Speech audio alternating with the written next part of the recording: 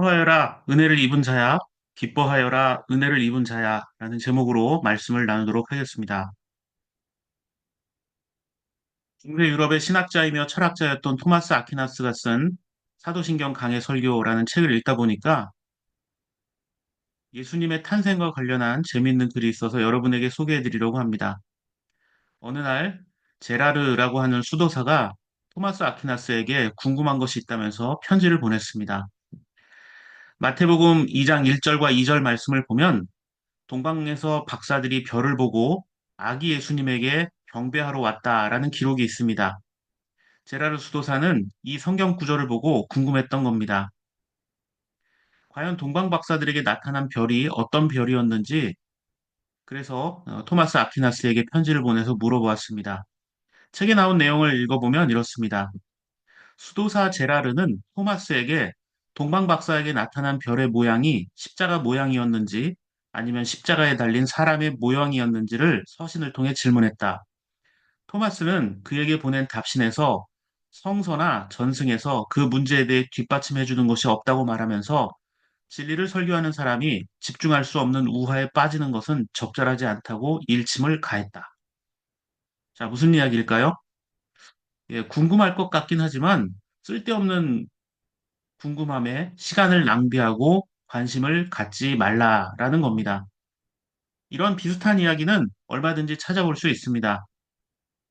2005년 출간된 데이비드 그레고리의 예수와 함께한 저녁 식사라는 책이 있습니다.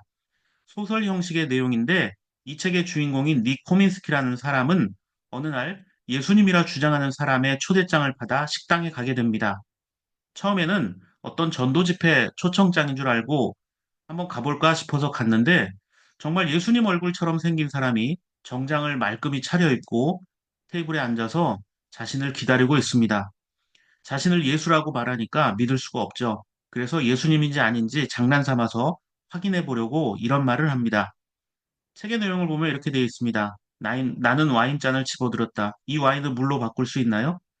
예, 성경에도 예수님께서 물을 포도주로 바꾼 내용이 있죠.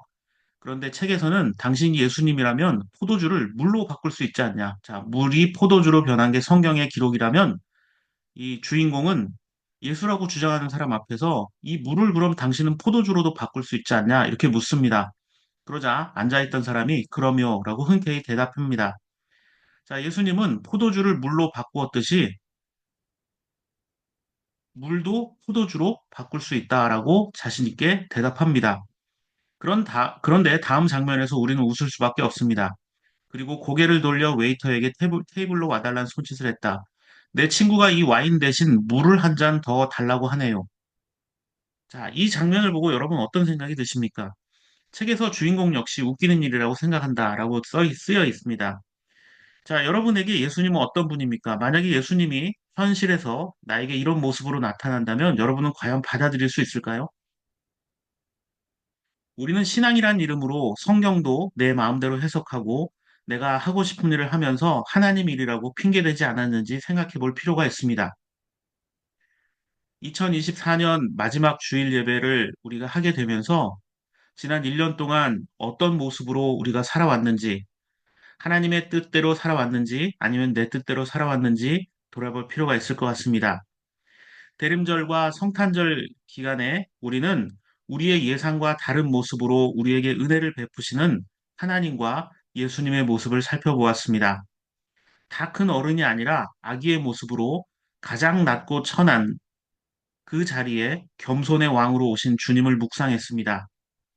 예수님의 탄생과 관련해서 이 예수와 함께한 저녁 식사의 주인공이 좀 황당하다, 믿을 수가 없다라고 했던 것 같은 사건을 실제로 경험한 사람이 성경에 기록되어 있습니다. 바로 예수의 어머니였던 마리아입니다. 오늘 세 번째 본문 누가복음 1장 27절, 28절 말씀 보십시오. 다윗의 가문에 속한 요셉이라는 남자와 약혼한 처녀에게 가게 하셨다. 그 처녀의 이름은 마리아였다.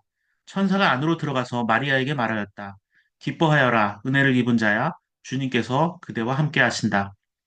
자, 아주 특별해 보이는 장면이죠. 천사가 마리아에게 나타나서 기뻐하라, 은혜를 입었다. 주님이 그대와 함께 하신다. 이런 얘기를 합니다. 자, 천사가 나타나서 말을 걸어주니 굉장히 신비한 장면입니다. 그리고 27절 말씀 보면 다윗의 가문에 속한 요셉이라는 남자와 약혼한 처녀에게 가게 했다.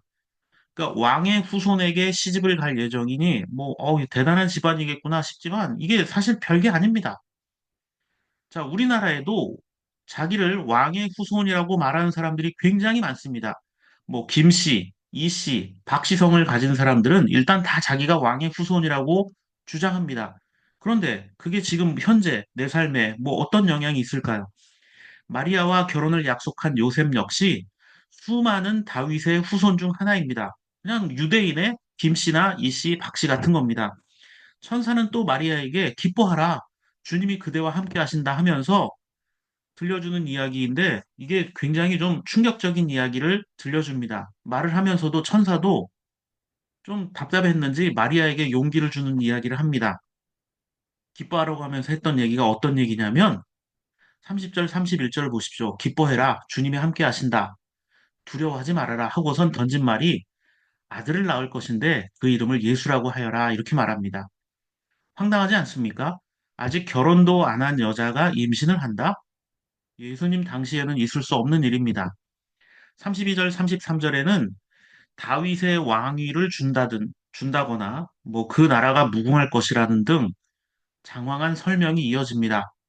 그런데 지금 결혼도 아직 하지 않은 그냥 정혼자가 있는 상태에서 임신을 하게 될 것이다라는 이 천사의 이야기를 들으면 과연 어떤 여자가 이것을 받아들이고 쉽게 용납할 수 있을까요? 그런데 마리아가 한 가지 질문을 합니다. 34절에 나는 남자를 알지 못하는데 어떻게 이런 일이 있겠습니까? 나는 처녀인데 어떻게 남자 없이 아이를 낳을 수 있습니까? 이게 성경은 굉장히 점잖게 기록한 것이고요. 29절 말씀을 보면 마리아가 그 말을 듣고 굉장히 놀랐다라고 나옵니다. 여기서 놀랐다, 몹시 놀랐다라는 말은요, 그 두 단어의 합성인데요. 그 디아 타라소의 합성어입니다. 디아는 뭐뭐 때문이라는 전치사고 타라서는 물결이 요동친다, 선동하다, 어지럽다, 괴롭게 하다 이런 뜻입니다. 그러니까 마리아는 천사의 말 때문에 몹시 정신적으로 충격을 받게 되었다라는 것을 성경은 설명하고 있습니다. 그러니까 마리아는 지금 이 상황이 도저히 용납되지 않고 받아들일 수가 없는 겁니다. 34절에 남자를 알지 못한다라는 건 결혼 예정이고 지금 그 기간을 보내는 중이라는 겁니다. 자, 남자를 알지 못한다는 이 말, 어떤 의미를 가지고 있을까요? 잠깐 당시 유대인들의 결혼 풍습에 대해서 살펴보면 좋을 것 같습니다. 27절을 보면 요셉이라는 남자와 약혼한 처녀 이렇게 돼 있죠. 여기서 약혼이란 말이 있는데요. 이 단어는 결혼을 앞두고 있는 여자를 지칭합니다. 뭐 약혼이 맞는 거 아니냐라고 생각하는데 속된 표현으로는 뭐 품절녀라고 할 수 있습니다. 그런데 당시 결혼 풍습은 지금과는 좀 많이 다릅니다. 집안끼리 결혼을 약속했다고 해서 바로 부부가 되어서 같은 집에서 살지 않습니다. 일단 결혼이 약속되면 여자는 반드시 부모님 집에서 일주일 이상을 보내야 합니다. 적어도 6개월 이상을 보내야 돼요. 그리고 어느 정도 시간이 지나면 결혼을 치르고 부부가 됩니다. 자, 이러한 전통은 여인의 임신 여부를 관찰하기 위해서입니다. 이렇게 하는 이유는 두 가지입니다. 우선 순결한 결혼을 위한 것이기도 하지만 가장 중요한 이유는 당시 사회적 약자였던 여인들의 신분을 보장해 주기 위해서입니다.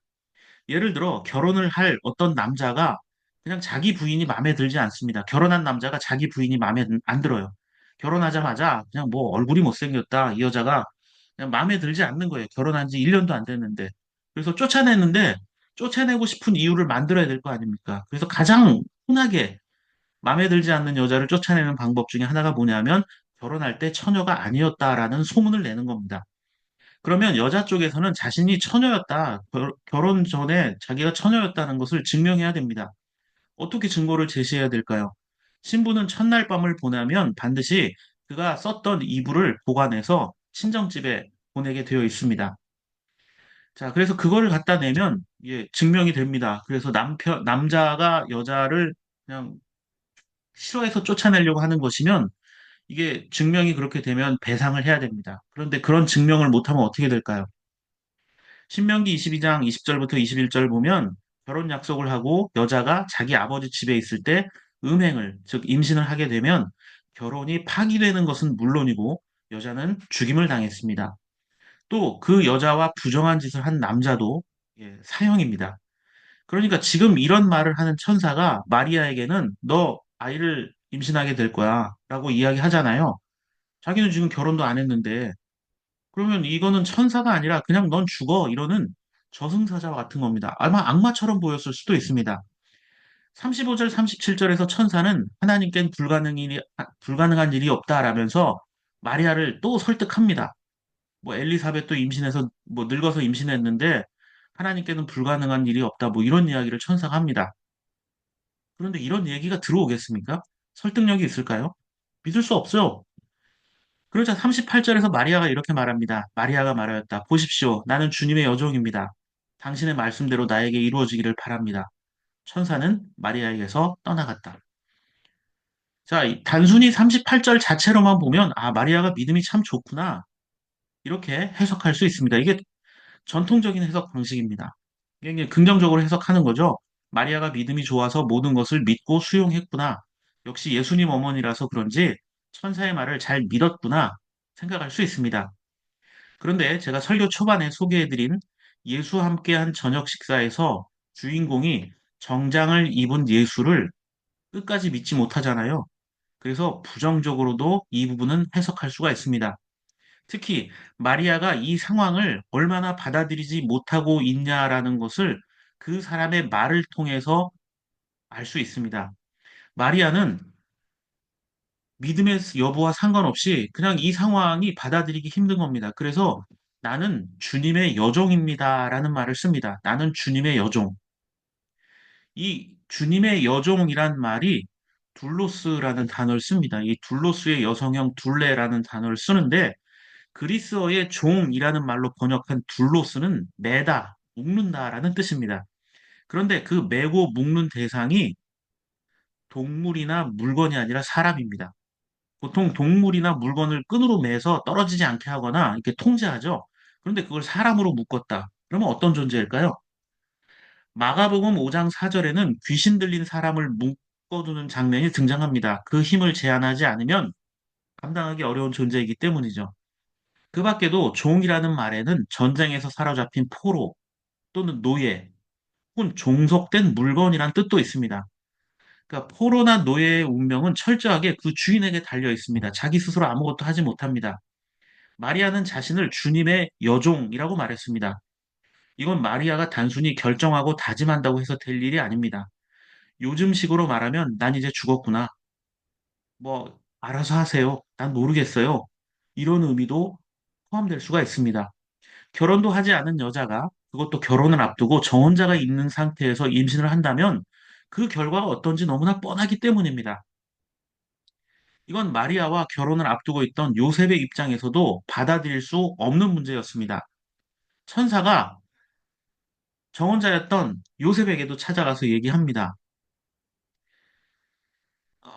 마태복음 1장 18절 19절을 보십시오. 그 정혼자 요셉은 마리아가 임신했다는 사실을 알고 조용히 파혼하려고 합니다. 이게 지극히 정상식적인 반응이죠. 그런데 천사가 나타나서 마리아에게 했던 것처럼 요셉을 또 설득합니다. 심지어 이름까지 지어줍니다. 예수라고 해라. 요셉은 이해할 수 없었습니다. 그러나 이런 과정이 하나님의 계획이란 사실을 듣고 따르게 됩니다. 어떻게 보면 요셉도 자포자기하게 되고 마리아도 마찬가지였습니다. 여러분, 신앙은 때로는 우리의 의지나 결단으로 되는 것은 아니라는 것을 설명하고 있습니다. 그렇습니다. 우리가 성탄 후 첫째 주 예배를 드리면서 오늘은 또 송년 예배이기도 합니다. 우리가 성탄은 알지도 못했고 알 수도 없었을 뿐더러 그 하나님의 오묘한 계획과 방식이 인간의 머리로는 도무지 납득할 수 없는 사건임을 살펴보았습니다. 믿음의 사람은 인간의 방법을 따르는 자들이 아닙니다. 내 경험과 계획과 의지와 가치관 역시 마찬가지입니다.